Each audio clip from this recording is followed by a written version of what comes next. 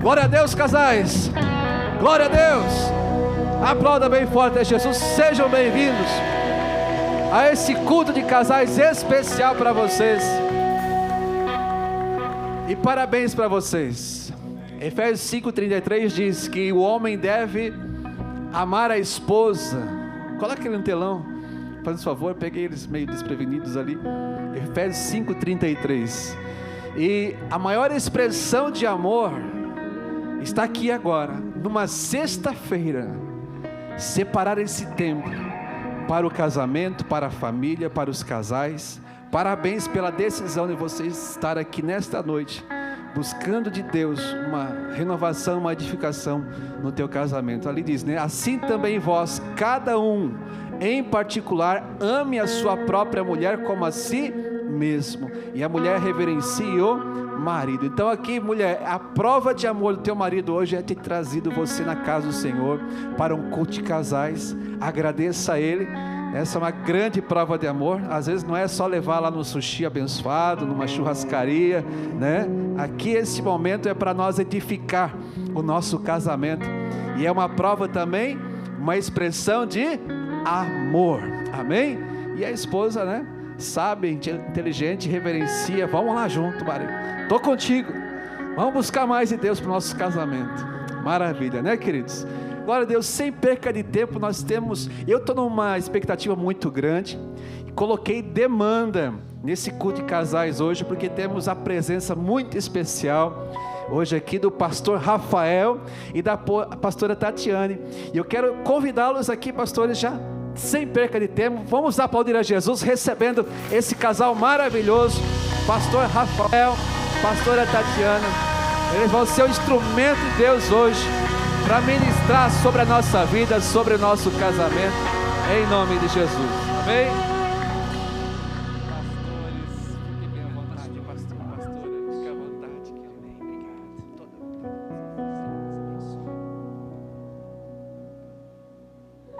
Boa noite, igreja. Graça e paz seja sobre a tua vida, amém? Eu sou o Rafael da Tatiana. Amém. Eu sou a Tatiana do Rafael. Boa noite, igreja. É uma alegria muito grande estar com todos aqui. Tenho certeza que Deus tem algo muito especial para ministrar sobre a nossa vida. Eu e a minha esposa, Tatiana, agora no mês de maio, vai fazer 32 anos que nós demos o nosso primeiro beijo. Aí você olha e diz, mas tão novinhos assim? É que a gente se conheceu na maternidade, né, gente? Tô brincando com vocês. Tô brincando com vocês. Nós nos conhecemos há muitos anos, ela ainda uma menina. Morávamos no mesmo bairro e ali nós começamos a conversar. Um namoro muito sadio. Naquele tempo, era o tempo que para namorar tinha que conversar com o papai da pretendente. E um dia, um sábado à tarde, eu fui lá e conversei com ele. E ele me deu a Tatiana de presente. E agora fazem 32 anos que nós já temos um relacionamento.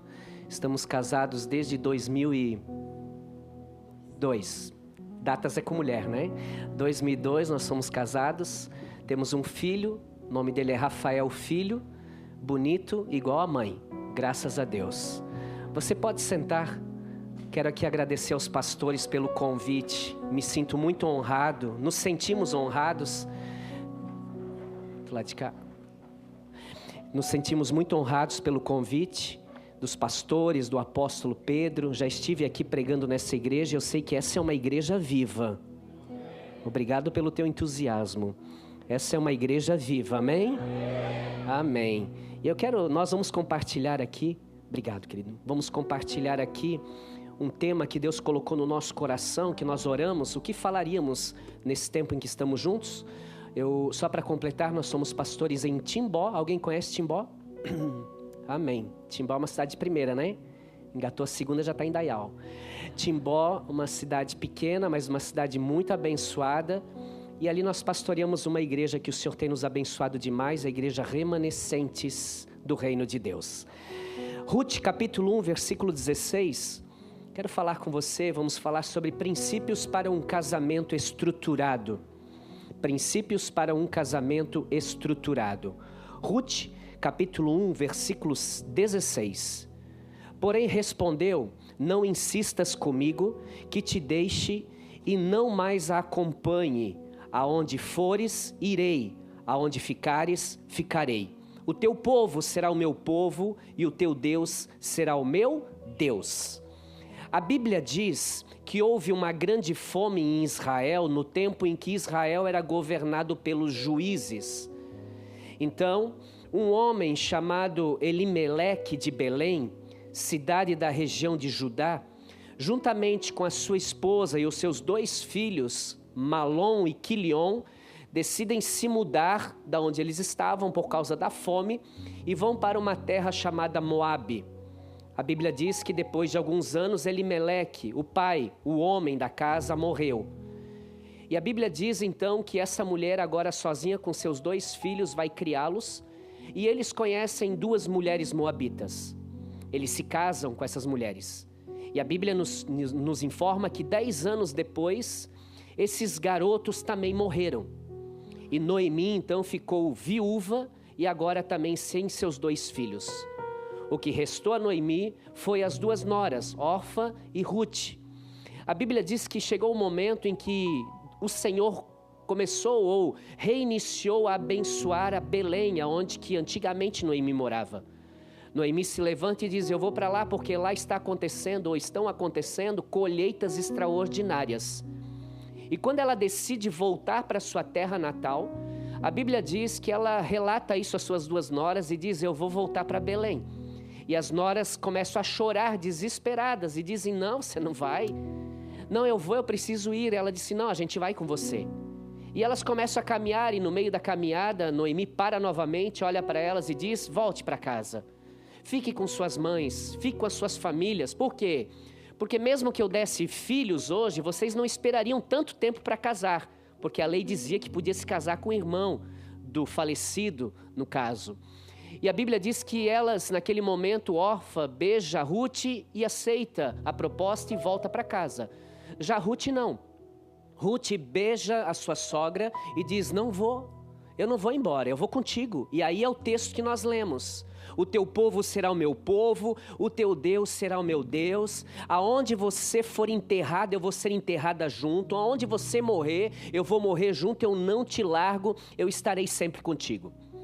E a Bíblia diz que quando elas retornam a Belém, na verdade Noemi retorna e Ruth está indo a primeira vez a Belém. Quando eles chegam naquele lugar, a Bíblia vai relatar que vai entrar em cena aqui um homem na história. Vai entrar um personagem nessa história. E essa história relata um homem chamado Boaz. Diga comigo, Boaz. Você pode fazer melhor? Boaz. Boaz. Amém. O eco. Boaz. E aqui começa uma história linda de amor. Quantos que estão aqui gostam de histórias de amor? Bom, eu acredito que até o final desse culto nós vamos melhorar isso. Quantos aqui gostam de uma história de amor? Nem precisou acabar para melhorar um pouquinho, não é verdade? E aqui começa essa história. A história de Ruth e Boaz. É uma grande história de amor. E nós temos muito que aprender com eles. E se nós aplicarmos os princípios de Ruth e os princípios de Boaz, você pode ter certeza que você terá um casamento estruturado, um casamento abençoado, um casamento cheio da chama do amor de Deus, do amor do Espírito Santo, o fogo de Deus. Princípios que estavam sendo perdidos são restaurados quando aplicamos os princípios que nós aprendemos nessa história. Quantos que estão aqui querem ouvir esses princípios? 3 pessoas. Quantos aqui querem ouvir esses princípios? Amém. E baseado nessa história, então, eu vou te contar alguns deles. Primeiro, está no livro de Ruth, capítulo 2, versículo 3. Foi, pois, e chegou e apanhava espigas no campo após os segadores, e caiu-lhe em sorte uma parte do campo de Boaz, que era da família de Elimeleque. Depois disso, no versículo 5, depois disso Boaz disse ao seu moço, que estava posto sobre os segadores: quem que é essa moça? Olha o Boaz. Ele viu a Ruth colhendo espigas. Ele olhou para ela e foi para os moços e perguntou: quem é essa moça? Por quê? Meu irmão, por favor, né? Todo mundo já entendeu. Bem espertinho esse Boaz. E a história continua. Versículo 8. Então disse Boaz: ouve, filha minha. Versículo 8. Agora ele já se dirigiu a ela. Ouça, filha minha, nós não vás colher em outro campo. Fica aqui pertinho, colhe aqui. Não vá, nem tão pouco passes daqui, porém aqui ficarás com as minhas moças. Os teus olhos estarão atentos no campo que cegarem e irás após elas. Não dei ordem aos moços que não te molestem. Tendo tu sede, vai aos vasos e bebe dos que os moços tirarem. E o versículo 11. E respondeu Boaz e disse-lhe: bem se me contou quanto fizeste a tua sogra, depois da morte de teu marido. E deixaste o teu pai, tua mãe, tua terra onde nasceste, e vieste para um povo que antes não conheceste. Versículo 14. E sendo já hora de comer, agora ela diz a Boaz: achega-te aqui e come pão, e molha o teu bocado de vinagre. E ela se assentou ao lado dos segadores, e ele lhe deu do trigo tostado, e comeu, e se fartou, e ainda lhe sobejou. Aqui está o primeiro princípio. Qual é ele? A minha esposa vai falar com os homens, e eu vou falar com as mulheres nessa noite. Amém? Amém, homens? Amém? Então, o primeiro princípio aqui que nós vamos falar é sobre generosidade. Então, Boaz, né, um homem foi galanteador naquele momento, né? E Boaz, ele se demonstrou um homem generoso. Boaz era um homem no campo, um homem que gerava emprego, né, um homem que era muito próspero. E a Bíblia diz, em Lucas 6,38, dai e vos será dado. Atos 20,35 diz assim: melhor coisa é dar do que receber. Provérbios 11,25 diz assim: a alma generosa sempre prosperará. Entenda isso, homens. Essa generosidade, esse dar, não é somente financeiro. É em todas as áreas da nossa vida, em todas as áreas da vida da tua esposa. E por que eu estou falando isso? Porque muitos homens, eles se esquecem disso, dessa generosidade, desse dar. Estão tão acostumados a somente receber, que muitas vezes se esquecem de dar. Né? Estão tão acostumados que tudo eles querem receber, mas ser generosos muitas vezes eles não querem. Né? E homens, sabem por que as suas esposas muitas vezes fazem sexo a conta-gotas? Por quê? Fala ou não fala? Fala, as mulheres, fala, né? Os homens, fala. Depois eu vou falar com as mulheres também, tá? Porque você não semeia o suficiente para colher. Você não é generoso. Você não dá atenção para sua esposa, não dá carinho, abraços, né? Não dá elogios, beijos, mostra interesse. Homens, vocês têm que mostrar o interesse pela sua esposa. Deixa eu te fazer uma pergunta. Quando foi a última vez que você deu um presente para sua esposa fora do aniversário? Ih, pastora, não me lembro. Isso é um ato de generosidade, né? Generosidade. Como é bom, as mulheres, elas gostam de receber um presente fora de uma data comemorativa, sem ser Dia das Mães, sem ser Natal, sem ser Páscoa, sem ser o aniversário. As mulheres gostam, né, de serem surpreendidas. Né? Eu lembro que quando a gente passou o tempo do período que teve a Covid, e nós lá em casa, nós pegamos, eu passei super de boa, não senti nada, meu filho também, mas ele passou muito mal.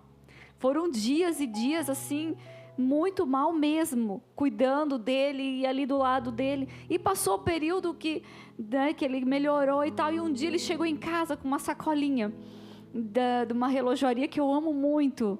Então ele disse: amor, aqui está um presente para você, por você ter cuidado de mim tão bem nesses dias, por você ter se dedicado tanto. E como eu fiquei feliz, né, de ser, não somente pelo presente, mas de ser reconhecida. Então essa generosidade, ela traz algo tão bom no coração da tua esposa, que muitos homens se esquecem disso. Então seja generosos, homens, sabe? Deem o cartão de crédito para suas esposas. Aê. Deus está falando aqui, né? Pastora, se eu Glória der a o cartão Deus. de crédito para minha esposa, não volta com o limite. Mas impõe um limite. Né? Diga, você, amor, aqui está o cartão, você pode gastar tanto. Vai Sabe lá, que nós compra estávamos um dia algo. no shopping e a minha esposa, ela disse, amor, eu preciso ir lá comprar um negócio. Eu disse, tá bom, pega aqui o cartão. E ela foi, depois ela voltou, amor, isso aqui é o cartão de estacionamento do shopping. Eu disse, mas é isso aí mesmo, amor. Não, eu tô brincando, tá, gente? Não, brincadeira. O outro foi junto. Foi junto. Então, sabe, homens, muitas vezes você tem dinheiro para comprar a camisa do teu time, Olha aí, o ó. kit do teu time, ir assistir um jogo de futebol não sei aonde, comprar tudo, o teu kit de pesca, o que mais que, né, os homens gostam de fazer, né? Comprar a bola mais cara que tem na loja para jogar o futebol. Mas muitas vezes... Ferramentas. Mas muitas vezes se esquece de ser generoso com a sua esposa, o que ela gosta de fazer, sabe, investir naquilo que ela gosta também, né, ser generoso em dar presente. Muitos homens, eles têm dinheiro muitas vezes, mas eles são mesquinhos, não querem gastar com as suas esposas. Tinha um casal na nossa igreja, há muitos anos atrás, que era um casal muito bem sucedido da cidade, era um casal muito, né, assim, que eles não tinham problemas financeiros, mas o homem, ele era tão mesquinho, que quando eles iam numa lanchonete, ou quando eles iam jantar fora, eles iam numa padaria tomar café, era muito engraçado, era metade, era uma coxinha, era metade cada um. Era um bolinho, era metade cada um. Era um para os dois. E ela reclamava muito. Ela disse, meu Deus, pastor, ele tem condições. Mas a gente sai para comer, o x-salada é dividido no meio. O refrigerante tem que ser um pouquinho para cada um. De tão mesquinho. E isso, né, deixava ela tão triste.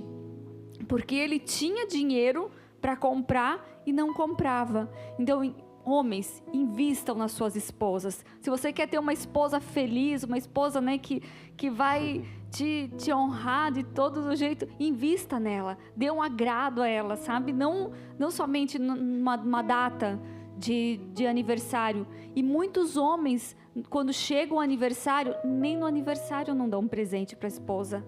Passa aquele dia, oi amor, parabéns, e vai trabalhar. Nem no aniversário não dão um presente. Eu não tenho dinheiro. Uma flor do jardim, um papelzinho, um bilhetinho. WhatsApp, né? Algo que vai mudar o coração da tua esposa, que vai deixar ela feliz. Sabe, se você tem esse problema hoje, mude. Seja um homem generoso. Amém? As mulheres gostaram, né? Olha aí pro seu cônjuge e diga para ele assim, você, marido, diga assim, hoje eu vou ser generoso contigo. Isso, vou te levar para jantar depois. E tem mulher que, meu Deus, meu irmão, eu tinha que ver a cena. Teve mulher que fez assim, ó.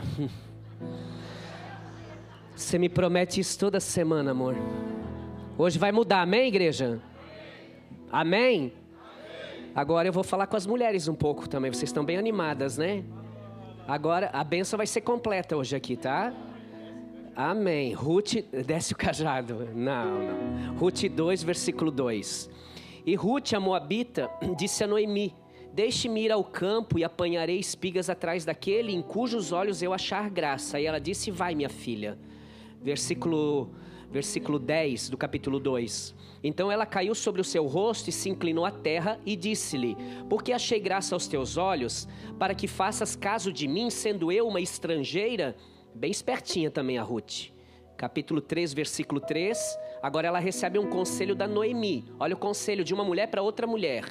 Lava-te, pois, unge-te, passa perfumes, unge-te, veste os melhores vestidos, desce a eira, porém não te des a conhecer ao homem, até que tenha acabado de comer e beber. E o versículo 9, e disse ele, quem és tu? E ela disse, sou Ruth, tua serva. Estende, pois, a tua capa sobre a tua serva, porque tu és o meu resgatador. Resumindo, quero pedir que você case-se comigo. A primeira coisa que essa mulher fez foi sair em busca das espigas de trabalho. Ela não ficou se vitimizando pela perda que ela teve. A perda é difícil, claro que é, sem dúvida nenhuma, mas ela não ficou se lamentando pela desgraça. O milagre sempre acontece quando você se opõe à dor que você está sentindo e não se alia à dor. O milagre acontece dessa forma. Ela foi para o trabalho e não era um trabalho fácil. Agora, uma das coisas incríveis que é um princípio, mulher, pelo amor de Jesus Cristo de Nazaré, não seja rixosa. Não precisa olhar para o lado, marido, olhe para mim. Não seja rixosa. Pastor Adriano, não há nada mais terrível, eu acredito, do que viver debaixo de um telhado com uma mulher rixosa. A Bíblia diz que é melhor morar no deserto do que debaixo de um telhado com uma mulher rixosa. Eu não sei se você já passou por isso, mas na minha infância, eu lembro que nós tínhamos casa de madeira e às vezes as telhas pingavam água, e aqui quando começava a pingar, nós corríamos com alguns baldes para poder pingar dentro, para não molhar o assoalho. Enfim, foi uma infância de muita pobreza, e isso era terrível quando chovia. E olha o que a Bíblia diz: morar numa casa onde tem uma mulher rixosa é igual uma casa com telhas quebradas em dia de chuva. É terrível. Morar do lado de uma mulher rixosa, briguenta, que reclama de tudo, às vezes já até é hábito dela, ela faz tão natural isso que para ela não fazer seria antinatural. Vive reclamando, é implicante com tudo, nada tá bom, o cara faz de tudo, mas nada está bom. Um casal que eu conheci, que nós aconselhamos e que graças a Deus mudou e hoje vive uma vida muito boa, mas um dia ele veio conversar comigo e o homem começou a chorar. Minha irmã, quando o homem chora, imagina, o homem começa a chorar e dizer: pastor Rafael, não aguento mais, o senhor sabe, sou empresário, sou bem sucedido, a minha esposa nunca tá bom, eu acabei de levar ela para o resort tal, all inclusive, lá no Caribe, ficamos lá uma semana, tudo pago, meu Deus, pastor, voltei, o senhor sabe, eu sou um cara carinhoso, eu sou um cara amoroso, eu dou de tudo para ela, eu lavo louça, eu lavo roupa, eu disse: tu faz demais. Ele disse: pois é, pastor, mas nada tá bom. Qualquer coisa que a gente apresenta é o SPC, só para contrariar. Tudo ela encontra um motivo para quê? Para ficar implicando. Algumas vezes, meu irmão, algumas vezes é o demônio mesmo que tira a paz do casal. Mas tem vezes que o demônio sai de casa para a rixosa não entrar nele.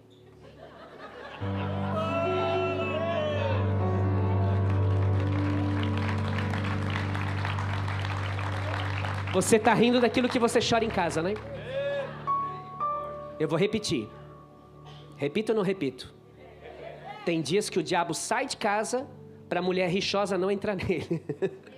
Jesus. Mulheres, se você quer estruturar o teu casamento, você tem que ser mansinha e não oncinha. Tem que ser diferente. A Bíblia diz em Provérbios capítulo 14 que a mulher sábia edifica o seu lar, estrutura o seu casamento, estrutura a sua família, o seu relacionamento, mas a tola, a rixosa, destrói com as próprias mãos e também com as suas palavras. Ruth, além de recolher as espigas, ela sabia falar com sabedoria. E a Bíblia nos mostra que ela se curvou diante de Boaz. Ela não ficou rixosa, reclamando da vida, não. Ela se prostrou, ela se inclinou, ela mostrou um sinal de humildade. E no meio desse ato ela já perguntou: por que você se preocupa tanto comigo, Boaz? Por que tu é tão bonzinho comigo, bobinho? Ela já usou as palavras certas no momento certo. Se fosse rixosa, como seria? Como seria se a Ruth fosse rixosa? Por que tu está me dando espiga? O que tu quer? Eu sei que aqui não acontece isso, só lá em Timbó, né? Balneário é outra terra, né? O nível de tolerância dentro do casamento é sensacional. Antigamente, quando namorava-se, como que pedia-se um copo d'água? Minha princesa, por favor, se você puder trazer um copo de água gelada para mim, eu ficaria muito agradecido. Meu chuchuzinho, linda. É ou não é? Hoje, como é que é? Me fale. Porque eu não sei. Hoje qual é o pedido de água? Traz um copo d'água para mim? não tem mais por favor, falta de educação. Por quê? Porque o nível de tolerância vai diminuindo a tal ponto, irmão, vai diminuindo a tal ponto que até o respeito se perde dentro do casamento. Eu sei que as mulheres querem, sim, que os homens tenham iniciativa, e nós vemos em Boaz ali também a iniciativa, minha esposa vai falar um pouco sobre isso agora, mas sabe por que alguns homens não têm iniciativa, mulheres? Eu vou falar. Porque não há clareza na informação. Vocês acham que nós somos iguais a vocês? Não somos. Então quando o teu marido pergunta, onde está aquela meia preta? E você abre a gaveta e diz, está aqui, ó, na tua cara. Alguém colocou. Enquanto eu fui lá perguntar para você, o filho veio e colocou a meia preta. Porque não estava, amor, sério. Mulher, olha aqui para mim. Nós somos assim. Verdade, não adianta brigar. Tem hora... Ó, irmão lá, ó. Né, irmão? A gente é assim mesmo, então tem que haver clareza. Quando você... Olha aqui, eu vou dar um conselho para as mulheres. Quantos querem um conselho? Tá, depois me procure essas 3 mulheres que eu vou te dar um conselho ali do lado. Quantos querem um conselho? Quando você diz pro seu marido assim, ó, amor, eu gostei daquela bolsa. Ela é muito bonita. Sabe o que você falou para nós? Que a bolsa é bonita. Sim ou não, homens? Foi isso que você falou. Isso não é sinônimo de comprar essa bolsa. Para nós, não. Para nós, se a minha esposa dizer, eu gostei muito daquela joia, eu vou dizer, legal, bonita mesmo, né? Bonita, também gostei. Se você gostou daquela bolsa, se você gostou daquela joia, primeiro ore. Porque tem homem que tem que orar mesmo. Mas depois você vai dizer para ele assim, amor, eu gostei tanto daquela bolsa, compra para mim. Aí sim, clareza. Porque tem relacionamentos em crise sendo desmontados pela falta de clareza na comunicação. Então não é como se fala, é a forma que se fala. Não é somente eu ouvir, mas a forma como eu vou entender isso. Então o homem tem que ser um pouco mais detalhista no sentido da informação que você vai trazer para ele. Então mulheres, por favor, não seja rixosa. Não seja a mulher que vai destruir o teu relacionamento. Seja a mulher sábia que vai edificar na presença de Deus em nome de Jesus. Amém? O segundo princípio, tenha iniciativa. Homens, tenha iniciativa. Quando o Boaz viu Ruth, ele quis saber quem ela era, né? E ele perguntou dos servos, quem era aquela gatinha ali vestida de preto? Obviamente que ele estava solteiro. Homens casados, por favor, né? Não façam isso, né? Com a sua esposa, né? A Bíblia diz quem ela era. Ele tomou uma iniciativa, né? Homens foram projetados para tomar iniciativas. Eu sei que muitas vezes as mulheres, né? Nós muitas vezes somos difíceis um pouco, né? Mas homens, tenham iniciativas. Né? Nós temos homens, vocês têm que se mexer. Quando foi a última vez que você convidou a sua esposa para um jantar romântico? Quando foi a última vez que você fez um elogio para sua esposa? Né? Tenha iniciativa de elogiar ela, né? De convidar ela. Quando foi a última vez que vocês saíram juntos para fazer uma caminhada? Vocês moram aqui no litoral, na praia, né? Quando foi a última vez que você disse, amor, vamos lá, vamos só nós dois caminhar no calçadão aqui, né? Na beira-mar, só nós dois, tomar um sorvete? Quando foi a última vez? Ou você nunca fez isso, mas tome a iniciativa de fazer. Quando foi a última vez que vocês cozinharam juntos? Que vocês tiveram um tempo cozinhando juntos, jantando juntos? Né? Quando foi a última vez que você levou sua esposa para jantar sem ter aquele casal de amigos juntos? Porque tem casais que só saem se tiver alguém junto. Se não tiver um casal de amigo, se não tiver um parente, se não tiver alguém, não vai. Né? Eu quero, amor, vamos jantar, mas só se o fulano for junto para a gente poder conversar. Mas você sentar de frente a frente com a sua esposa, quanto tempo faz que você não faz isso? Né? De ter um tempo só vocês dois, sem ter os seus filhos. Iniciativa é uma ideia que serve para começar algo. É sobre olhar para o benefício que isso trará para o casal, para os filhos e para a família. Quando um homem toma iniciativa, não somente o casal ele ganha né, com isso, mas toda a família, os filhos, há um casamento estruturado, uma casa estruturada. Amém? A mulher, quando vê a iniciativa do homem, ela se sente segura. E a mulher, um dos valores principais é a segurança. Ela tem que se sentir segura do lado de um homem. E o homem que não toma iniciativa dá a impressão de banana. Assim, de uma forma bem chula mesmo, para a gente poder entender a linguagem. Então a mulher tem necessidade de homem que passa segurança. Agora, homem que nunca toma decisão, as tomadas de decisões sempre são da esposa. Não que ela também não possa, sim, pode ter a iniciativa dela também. Mas é muito importante que nós, como cabeça no relacionamento, tenhamos esse posicionamento. O segundo princípio para as mulheres que estão aqui, na verdade para os casais, a Bíblia diz que quando Ruth olhou para Boaz, ela disse assim, ó, está aqui a tua serva. Olha que forte isso, a palavra serva aqui no original é escrava. Então quando ela olhou para Boaz, ela disse, está aqui a tua escrava. E aqui fala de um assunto que hoje, lamentavelmente, de forma sorrateira, tem entrado até mesmo dentro das igrejas. O segundo princípio de uma mulher que quer um casamento bem estruturado é submissão. Ser submissa. E quando se fala disso, tem mulheres que já fazem cara feia. Porque falar de submissão nessa temporada em que estamos vivendo, parece que esse pastor aí, ele é ultrapassado. Esse pastor aí, a linguagem dele já passou, não tem mais o que falar sobre isso, já passou, pastor, vocês têm que se atualizar. Princípios não se atualizam, princípios são os mesmos sempre. Métodos, eu falava com os pastores há pouco, a forma de apresentar pode mudar, mas o princípio é o mesmo, e isso não muda nunca. Quantos aqui assistiram Titanic no cinema? Olha só que legal, os mais antigos. Quantos já assistiram na fita VHS, aquela que tinha que rebobinar, senão levava multa na locadora, deixa eu ver. No DVD.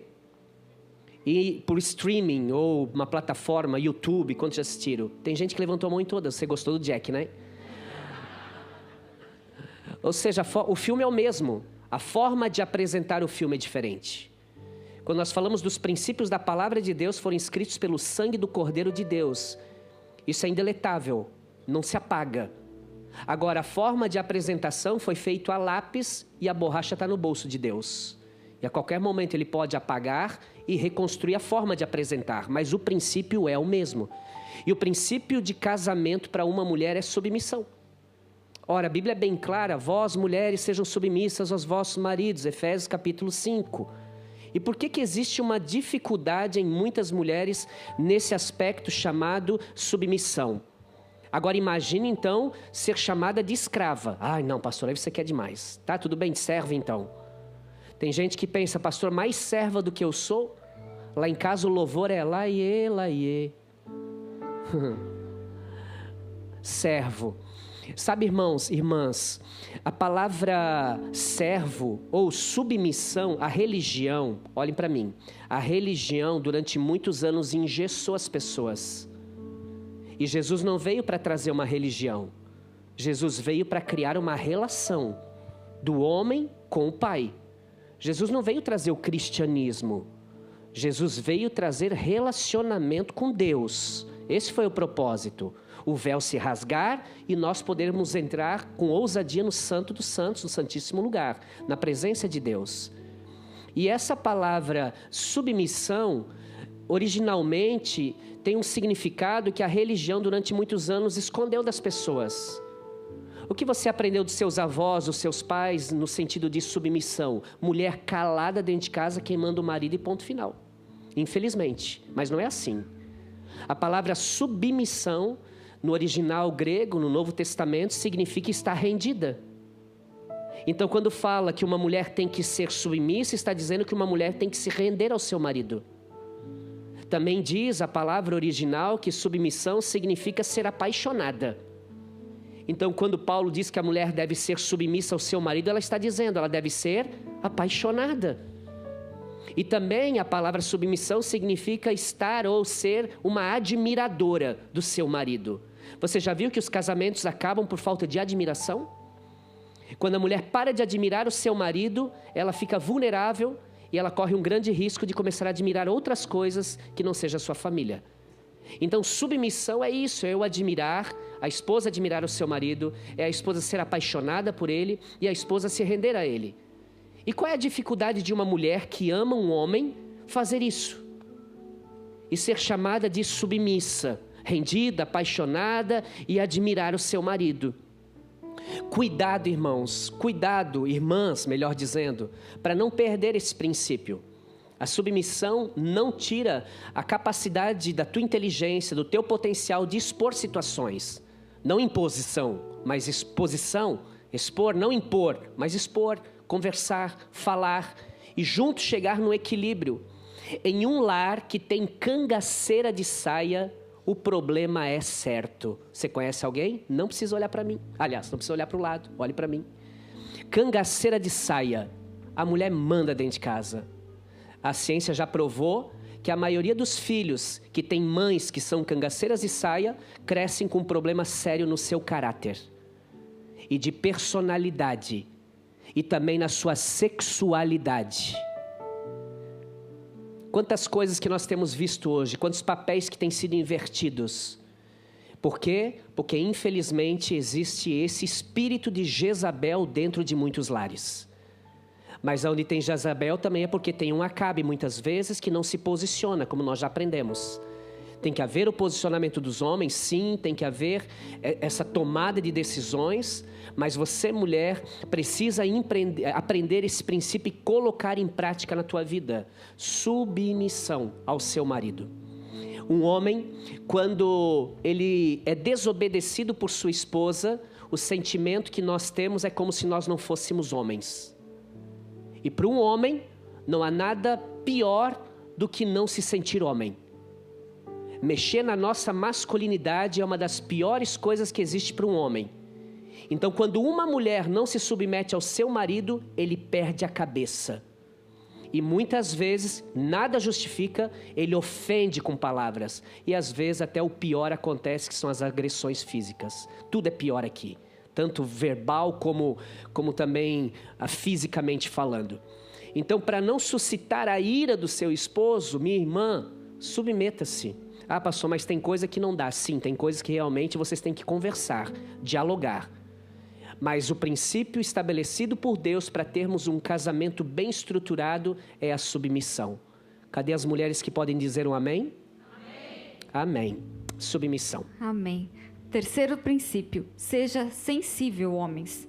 Boaz disse o quê?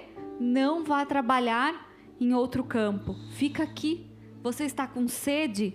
Tudo o que você precisar, eu irei atendê-la.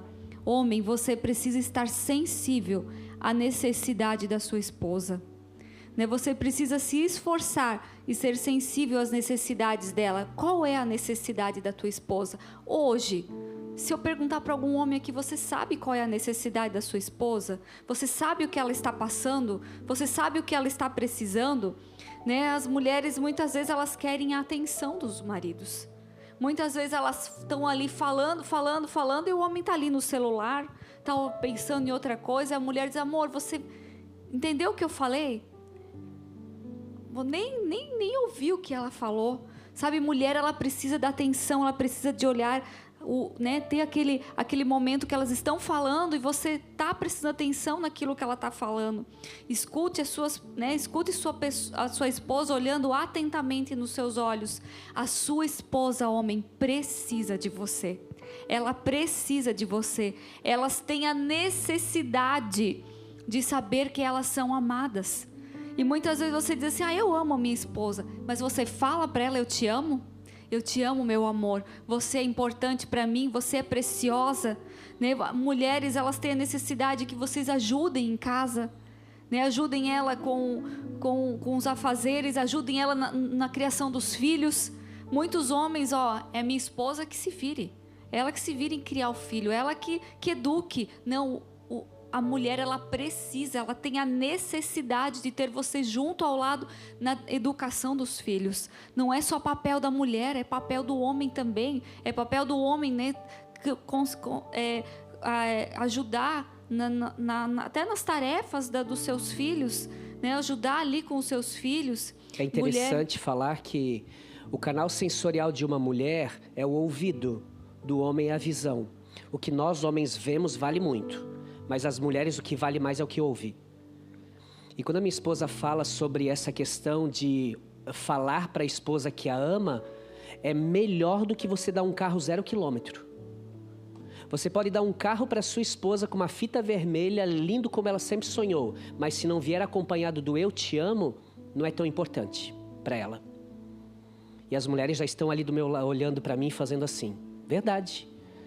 As estatísticas comprovam que os casos de adultérios no relacionamento por parte de mulheres, a maioria trocaram o seu marido por um homem mais feio que o marido. Então por que trocou? Porque ele fala mais bonito. Porque a mulher não se preocupa muito com a questão. A prova é que nós estamos do lado da nossa esposa hoje. Mas as mulheres, elas são motivadas. E pior que teve mulheres que concordaram, né? Inclusive a minha. Irmãos, olha aqui para mim. A mulher precisa ouvir.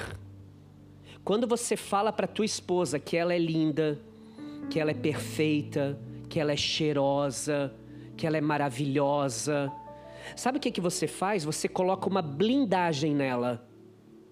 E quando ela estiver lá na empresa onde ela trabalha, na faculdade, e você não acha que todo mundo lá fora é anjo de asa, né? O cara que trabalha com ela lá na empresa tá de olho, irmão. E ele vai chegar uma hora e vai dizer, você tá muito cheirosa. No outro dia ele vai dizer, você é muito bonita, com todo respeito, mas você é uma mulher muito bonita. Agora, se ela está blindada e o cara se engraçar, o que ela vai dizer? Eu sei, o meu marido fala isso para mim todos os dias. Acabou. O engraçadinho nunca mais vai falar alguma coisa para ela. Agora, se a mulher não ouve, ela está desprotegida. Não há blindagem. E aí o que acontece? Ah, pastor, mas isso tem a ver com o caráter de uma mulher. Sim, e caráter no original é rocha, é pedra, é imutável. Mas alguém uma vez disse, água mole na pedra dura, bate, bate até que fura. Por mais caráter que uma mulher tenha, se ela estiver vulnerável emocionalmente, em algum momento pode acontecer uma queda e um divórcio, uma destruição de um lar. E a culpa é de quem? Sim, ela também tem a culpa dela de ter se entregue à sua tentação, mas às vezes o marido é a maior parte da culpa, por quê? Porque não blinda sua esposa. Então há uma extrema necessidade de nós homens dizer para nossa esposa que nós a amamos, que ela é linda, que ela continua sendo a minha menininha. É assim mesmo. Falar com carinho, abraçar, declarar. Vamos fazer isso agora, gente? Já vi que vocês não querem fazer, né? Vamos lá, homens. Vai, olha aí pro lado, faça um elogio para tua esposa, tua namorada. Isso. Amém. E hoje tem. Aleluia. Oh, glória. Deus está falando aqui. Olha as mulheres como ficaram felizes. Hã?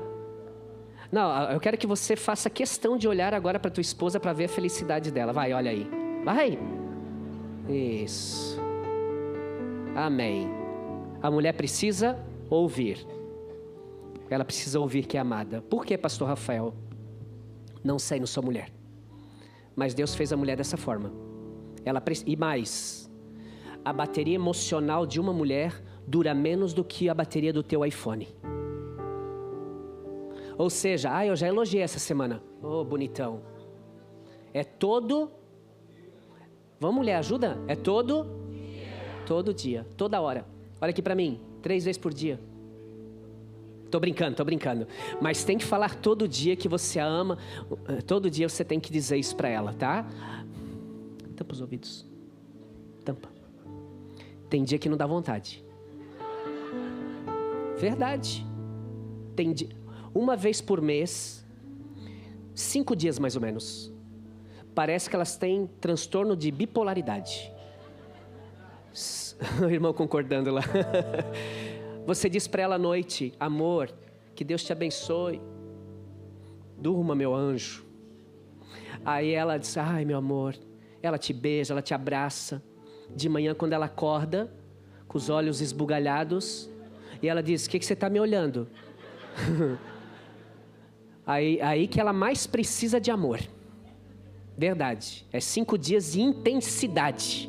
Aí é muito abraço, porque os hormônios estão à flor da pele. E mais, também, é muito importante você abraçar a sua esposa. A psicologista, tem psicólogos aqui que sabem muito bem que o que aborta o ódio é o abraço. Se a pessoa está muito nervosa e você abraçar ela naquela hora, o ódio passa. Quando soltar é outra história. Mas quando abraçou, então quando ela vier, abraça, irmão. E fica 8 dias abraçado com ela que vai passar.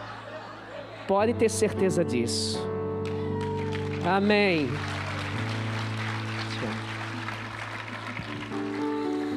E por último, para as mulheres. Eu deixei por último essa. Eu vou falar aqui.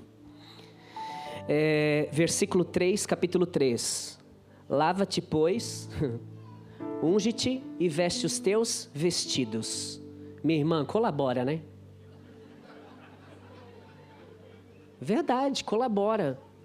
Algumas mulheres dizem, pastor, Deus se atenta para o interior. Teu marido não é Deus, filha. Só se esqueceu disso. Não é Deus. Ele é assim, maravilhoso, homem de Deus, mas ele não é o Senhor. Nós, os homens, vemos o exterior sim. Claro que a gente vê. É o nosso canal sensorial principal, não é o auditivo, não é o sinestésico, é visual. O homem é muito visual. O que o homem vê vale muito. Então, pelo amor de Deus, minha irmã, faça a tua parte. Que a tua beleza interior seja notada no exterior, sem a necessidade de ser vulgar. Esse conselho, lava-te, unge-te, veste os teus vestidos, é dado por uma mulher experiente para uma jovem mulher.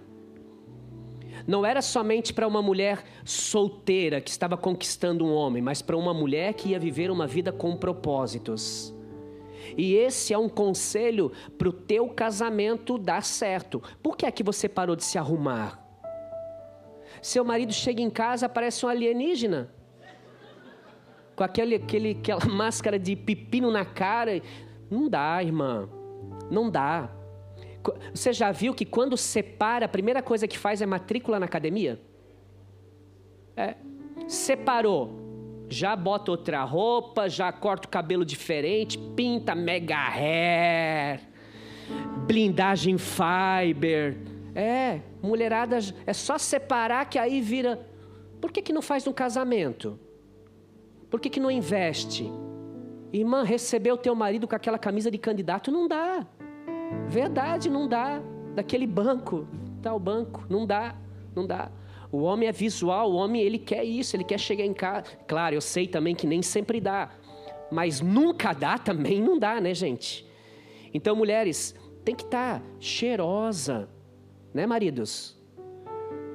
Você compra o perfume também, né, meu filho? Tem que comprar.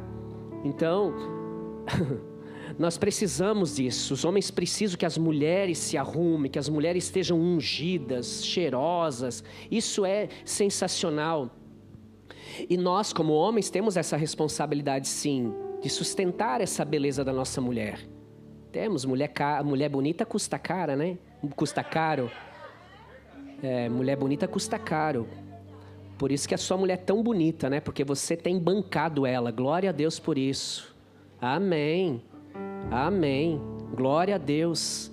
Então nós precisamos fazer esses princípios. Para quê? Para trazer uma estabilidade no lar. Eu vou encerrar com uma história. Por que a gente fala isso aqui para vocês? Quantos têm filhos aqui? Deixa eu ver. Tudo que você fala pode não ser muito relevante para o seu filho, mas o que você vive é. Eu descia das escadas do apartamento onde nós morávamos, lá em Timbó, e meu filho tinha 2 aninhos de idade. Nós descendo a escada, eu estava descendo, e de repente o meu tênis estava mal colocado no pé, estava doendo, e na escada eu fiz um movimento batendo com a parte de trás do tênis no degrau da escada. E nós descemos e fomos embora. No outro dia, quando nós fomos descer a escada, quando chegou naquele degrau, meu filho fez isso aqui, ó. E na hora eu disse, o que deu, filho? Ele olhou, o pai fez. Os filhos veem tudo que nós fazemos. Aliás, eles veem coisa até que não devia ver. Verdade, os filhos estão atentos a tudo. O Senhor me deu uma graça. Há 25 anos que eu celebro casamentos. E hoje eu sou um dos maiores celebrantes de casamentos do Brasil. No sul do Brasil eu sou o maior, quase 1000 cerimônias em 25 anos.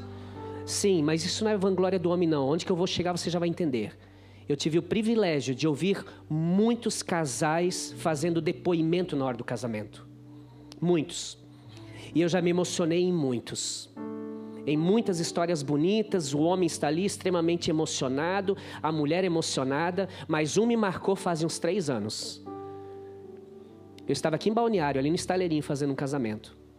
Quando a moça olhou para o marido e quando ela ia começar a falar, ela falou assim, ó, antes de falar contigo, eu preciso falar com alguém que também é muito importante para a minha vida. Eu pensei, ué? Ela olhou para o papai e para a mamãe dela e falou assim, ó, vocês me inspiraram a casar. Vocês me inspiraram a casar. Eu tomei a decisão ao ver a sua paixão, papai e mamãe. O amor que vocês têm. O respeito que vocês têm. Vocês, é incondicional tudo aquilo que vocês vivem um para o outro. E isso me motivou a casar. Vocês são o maior exemplo que eu tive de casamento na minha vida. Foi a única vez que eu ouvi nesses 25 anos alguém se dirigir ao pai e à mãe e fazer um comentário. Eu sei que tem outros também que tinham referências, mas essa moça fez questão de enfatizar a importância dos seus pais no casamento. Nós somos responsáveis por uma geração, gente. Tem uma geração vindo aí. São os nossos filhos. E vocês sabem que hoje existe a geração nem, que é a geração que não quer nem trabalhar e nem estudar. E se nós não mudarmos esse cenário, nós vamos formar uma geração nem. Não querem nem trabalhar, nem estudar e nem casar. Nós estamos diante de um desafio na sociedade de realmente provar que ainda o casamento é uma bênção estabelecida por Deus para abençoar casais, para que pessoas vejam e sejam extremamente abençoados. Vamos sair desse encontro de casais hoje, desse culto de casais, assumindo essa responsabilidade. Meu filho vai ter que olhar para mim e para minha esposa. Esses dias meu filho falou assim para mim, pai, eu quero casar com uma mulher igual a mãe. Eu disse, amém, filho. E o pai vai orar para você encontrar uma igual a mamãe, porque com certeza você vai casar muito bem. Ele fez esses dias um storyzinho, um videozinho no aplicativo e tal. E aí tinha eu não sei qual é a expressão que se usa aí na mídia, mas que você juntava, Jesus vinha e te abraçava e canta aquela música, Jesus. E aí ele fez e ele montou eu abraçando Jesus vindo me abraçar, na fotinho lá. E aí o que aconteceu? Quando Jesus me abraçou, eu virei Jesus. Olha o comentário do meu filho, ele falou assim, pai, tu é tão bom que tu virou Jesus. Mal sabe ele que eu também sou mal. Eu também sei ser mal. A Bíblia fala sobre isso. Nós, os pais, somos maus, sabemos dar coisas boas aos vossos filhos. Paulo diz, quando eu olho no espelho, eu não só vejo luz, eu vejo trevas também. Ou seja, eu sei a minha natureza. É só Jesus para me colocar num equilíbrio. Mas uma vez eu ouvi uma pregadora dizendo, eu só sei que meu pai tem pecado porque a Bíblia diz que ele tem, porque eu não vejo pecado no meu pai. E essa é a nossa responsabilidade como pais. Os nossos filhos poderem olhar para nós e dizer, vocês nos inspiram. Eu vou casar por quê? Porque vocês são referência de casamento para mim. E como vamos ser referências? Aqui nós ouvimos 4 princípios. Se nós aplicarmos isso aqui, você pode ter certeza que já vai ficar um pouco melhor do que já está, em nome de Jesus. Amém?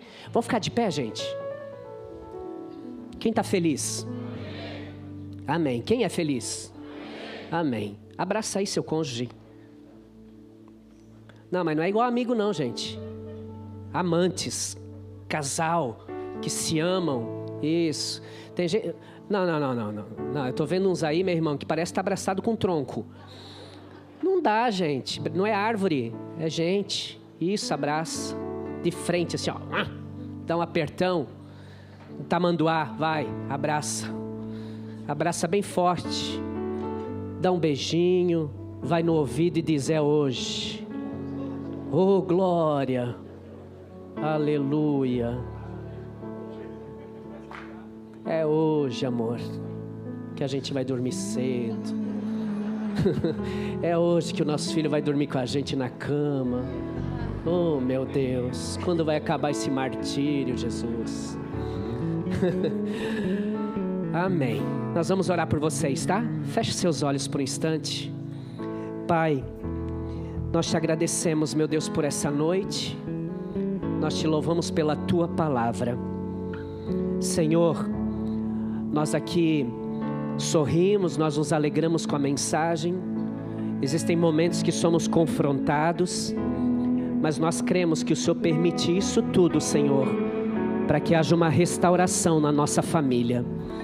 Senhor, eu oro nessa noite junto com a minha esposa, e nós declaramos sobre este lugar, Senhor, toda sorte de bênçãos no nome de Jesus.